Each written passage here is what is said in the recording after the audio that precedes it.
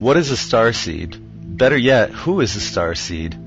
If you trace the origins of human lineage, you end up with a plethora of questions. For example, if we were to believe the Bible's origins of mankind and assume that we came from Adam and Eve, then that assumption wouldn't explain the genetic differences in our population. Continuing with the Bible's story, we are led to believe that Noah and his family were the only survivors of the Great Flood, which means we are allegedly all descendants of Noah and his family. Are we to assume that Noah brought aboard 2 of every ethnicity as well? That's highly unlikely. Zecharia Sitchin believes our DNA was genetically manipulated, which remains a possibility, but why would the Anunnaki create various ethnicities instead of one slave race? That leads us to another more feasible possibility.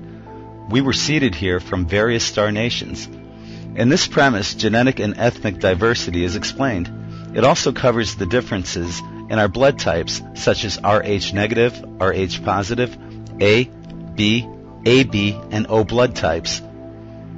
Perhaps some star nations have people with predominantly red hair and freckles, while others have dark-skinned inhabitants. Maybe some, such as the Pleiadians, have blonde hair and blue eyes.